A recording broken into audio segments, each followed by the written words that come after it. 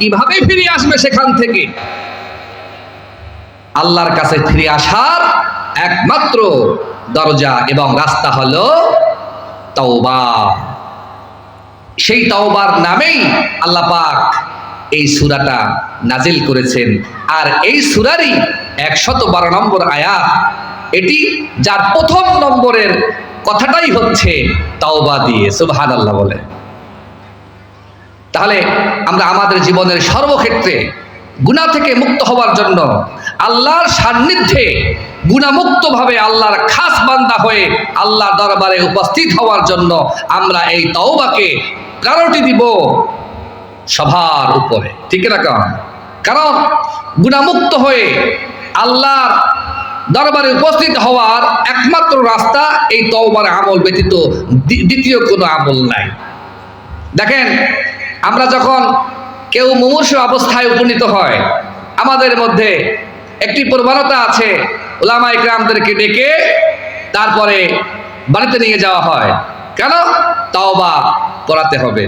জীবনের শেষ অন্তিম সময়, জীবনের শেষ সময় চলে এসেছে, হয়তো বাঁচবে না, অসুস্থ, বয়স হয়ে গিয়েছে, আসুন একটু তওবা করিয়ে দিন, তওবা পড়িয়ে দিন। তার মানে হলো সারা বছর তো, সারা জীবন তো অনেক অন্যায় করেছি, অত্যাচার করেছি, জুলুম করেছি, অনেক পাপ করেছি, আর তো বাঁচবো না।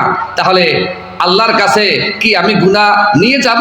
না, হুজুর আসেন একটু তওবা পড়ায় দেন, যেন সে গুনাহমুক্ত হয়ে আল্লাহর দরবারে উঠতে পারে, ঠিক কিনা?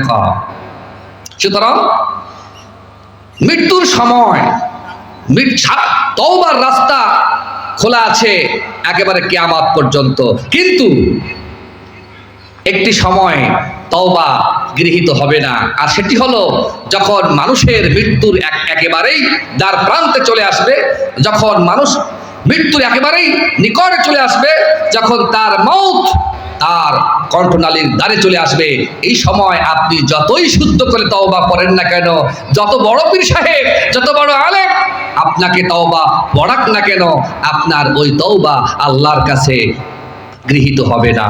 আপনাকে তখনই তওবা করতে হবে যখন আপনার হুঁশ আছে, আপনাকে তখনই তওবা করতে হবে যখন আপনার মধ্যে চেতনা আছে। আপনি আমল করেছেন, আপনি পাপ করেছেন, আপনি অন্যায় করেছেন, আল্লাহর অবাধ্য হয়েছেন, আপনি বুঝতে পারছেন যে আমি অন্যায় করে ফেলেছি। আপনি যদি এই অবস্থায় আপনি যদি হুঁশ আসে যে আমি পাপ করেছি, আমি অন্যায় করেছি, আল্লাহ বিরোধী কাজ করে ফেলেছি, তাহলে আপনি ফিরে আসার তখন সুযোগ আছে। কিন্তু আপনি সারা জনম অন্যায় করলেন, অশ্লীলতা করলেন, ইসলাম বিরোধী কাজ করলেন, আর আকাম কুকাম যা আছে সব করে মৃত্যুর সময় এসে বড় পীর সাহেব নিয়ে তওবা করাবেন আর আপনার সব গুনাহ মাফ হয়ে যাবে, এমনটি সম্ভব নয়, ঠিক কি না? সুতরাং তওবা করতে হবে সারাক্ষণ, তওবা করতে হবে। তওবার ব্যাপারে আপনি জিকির করতে পারেন।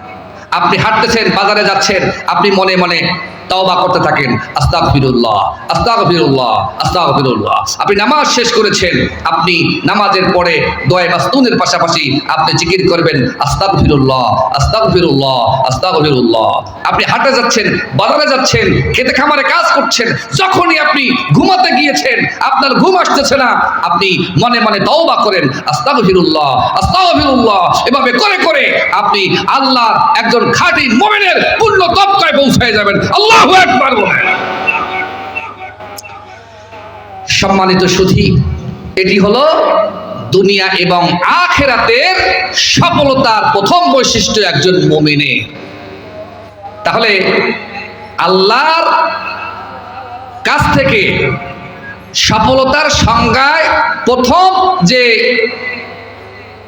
কাজ সেটি হচ্ছে তওবার আমল বাস্তবায়ন করা। আলহামদুলিল্লাহ, প্রিয় ভাইরা, যেহেতু আজানের সময় হয়ে গেছে, আমরা আলোচনাকে আর দীর্ঘ করতে চাই না। তবে আমি যে আয়াতের উপরে কথা শুরু করছিলাম, এই কথা শেষ করতে কমপক্ষে আরো 3 ঘন্টা সময় দরকার। কয় ঘন্টা? আরো 3 ঘন্টা সময় দরকার, তাহলে আমরা এই কথা শেষ করতে পারবো। তো মূল কথা আপনাদের সামনে, মূল যে বৈশিষ্ট্য সেগুলি আমি আপনাদের সামনে বলেছি, ঠিক কি না? হয়তো ব্যাখ্যা করতে পারিনি, এই বৈশিষ্ট্যগুলি আমরা অর্জন করব, তাহলে পরে দুনিয়া এবং আখিরাত উভয় জাহানে সফলতা দিবেন যিনি, তিনি কে? আল্লাহ। একটু বলেন, 1 নম্বর আমল কি? তওবা। 2 নম্বর আমল হচ্ছে সর্ব অবস্থায় আল্লাহর ইবাদতের মধ্যে লিপ্ত থাকতে হবে।